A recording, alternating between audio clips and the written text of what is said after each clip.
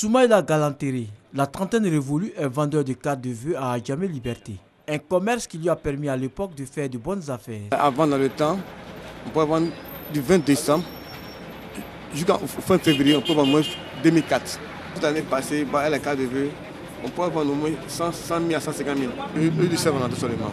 Aujourd'hui, la donne a changé et les cartes ne se vendent plus comme avant, malgré l'engouement suscité autour de la fête des amoureux. Par rapport à plusieurs années en arrière, cet engouement n'est pas aussi de taille. Aujourd'hui, avoir 10 000 les cartes de vœux, c'est difficile. Les raisons de cette désaffection, l'Internet et le niveau d'études des jeunes.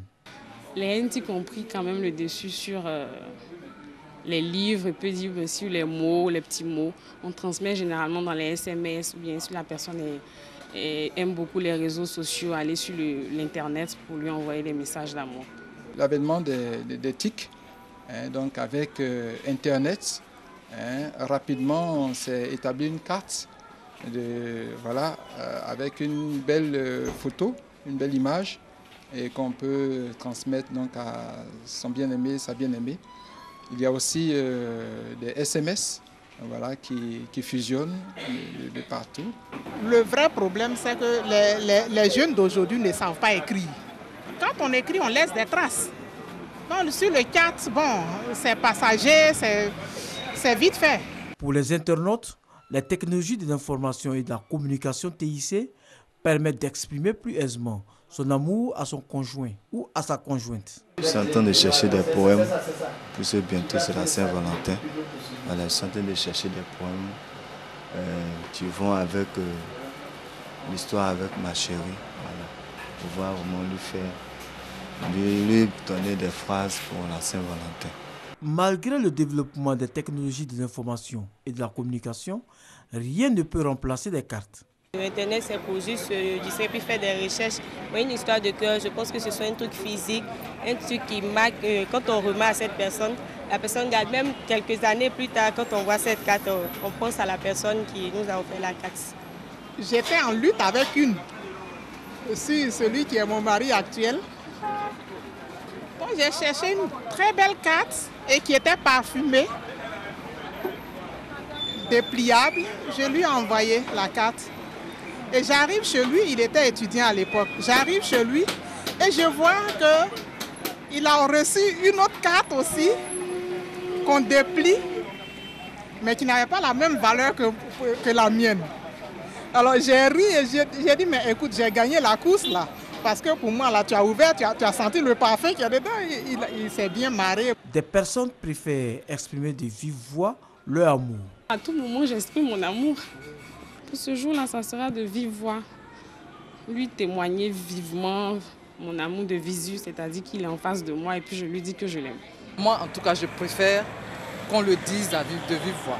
C'est-à-dire la personne est en face de vous, vous invitez la personne dans un restaurant et puis vous vous exprimez, c'est mieux. C'est mieux, je pense que comme ça, on se voit, on sent si la personne vous raconte des histoires ou pas. Les cartes de vœux étaient également une occasion pour la Poste de Côte d'Ivoire de faire de bonnes affaires. Ce que la Poste peut offrir justement ou va offrir, c'est que vu que les volumes de courrier sont en train de baisser, il y a un autre volume qui est en train de monter en puissance, c'est les volumes de colis et paquets.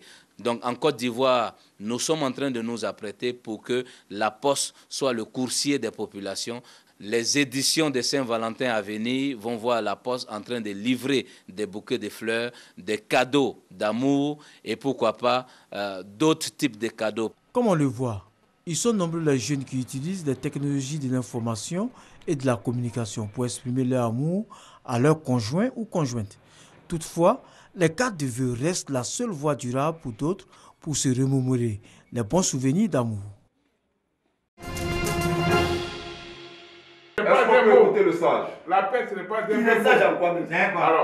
Une causerie débat entre artistes, comédiens et animateurs. L'actualité sociopolitique décortiquée avec humour dans Place Publique, émission satirique de la radio Fréquence 2.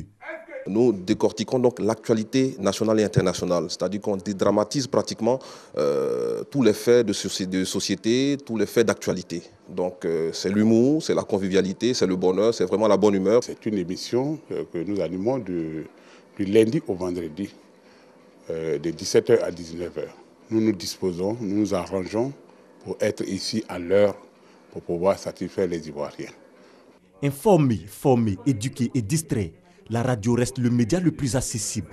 Au quotidien, ce sont des animateurs entre 4 murs et loin des regards qui tentent de produire de l'émotion chez les auditeurs. Sortir d'ici et puis savoir que tu n'as pas pu procurer un certain bonheur, une certaine joie en quelqu'un, mais c'est comme si ta journée était totalement gâtée. Nous les chauffeurs, on n'aime pas être ennuyés lorsqu'on est sur la direction. De façon personnelle, j'écoute la radio pour m'inspirer.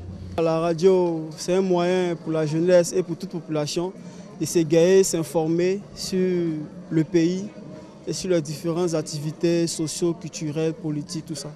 La radio connaît une croissance remarquable en Côte d'Ivoire ces dernières années.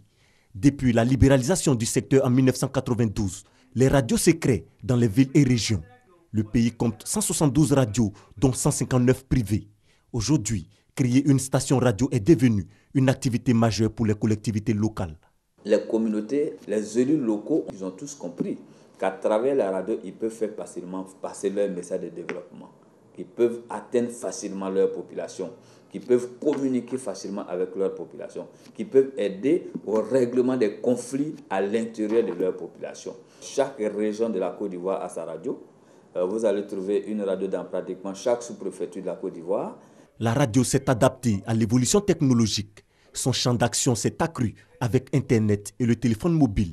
Face à un public de plus en plus exigeant, les responsables de radio s'attellent donc à offrir des programmes variés pour répondre aux attentes. Fréquence 2 propose déjà un contenu qui est basé sur de la musique avec une variété d'émissions. Des émissions qui se rapprochent du quotidien de nos populations. Notre objectif, c'est vraiment capter l'attention des jeunes. Donc on essaie au maximum d'avoir des carrefours auxquels les jeunes se retrouvent. Traiter l'actualité et les informations qui les intéressent. Avoir beaucoup de musique. Recevoir les artistes. On a une émission par exemple comme Expression Jeune. On a plusieurs projets sur lesquels on travaille. On essaie vraiment de nous adresser à un public précis, avec un message précis, de sorte qu'ils s'identifient à nous et se reconnaissent en nous. Si la radio demeure un outil indispensable de développement et de dialogue social avec du contenu attractif, le secteur cependant n'échappe pas à des difficultés. On a un problème de financement au niveau de nos radios. Ensuite, nous avons un problème d'équipement. Compte tenu du fait que les radios n'ont pas assez de moyens, nous n'avons pas toujours des personnes hautement qualifiées pour animer ces radios. Et si vous n'avez pas les personnes très qualifiées pour animer les radios, ça veut dire quoi? Ça veut dire que vous n'avez pas toujours les personnes outillées pour monter un programme attractif. Il y a autant de problèmes, en tout cas, qu'on voudrait voir réglés dans nos radios pour continuer de faire ce service public-là. Rassembler la communauté et renforcer la cohésion sociale, le pouvoir de la radio est reconnu comme universel. C'est donc un média incontournable pour une société en construction. Depuis novembre 2011, l'UNESCO lui a dédié une journée, la journée mondiale de la radio célébrée le 13 février de chaque année. Thème retenu cette année, la radio c'est vous. Question d'inviter à l'engagement de tout citoyen à s'approprier cet outil de communication.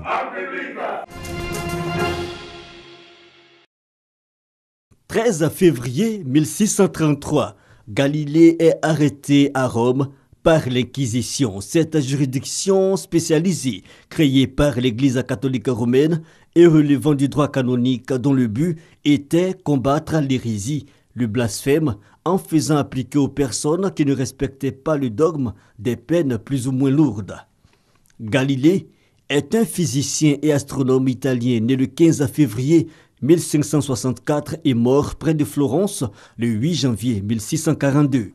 Il est célèbre pour avoir jeté les bases des sciences mécaniques. On lui doit le perfectionnement de la lunette astronomique qui permit des observations rapides et précoces de notre univers.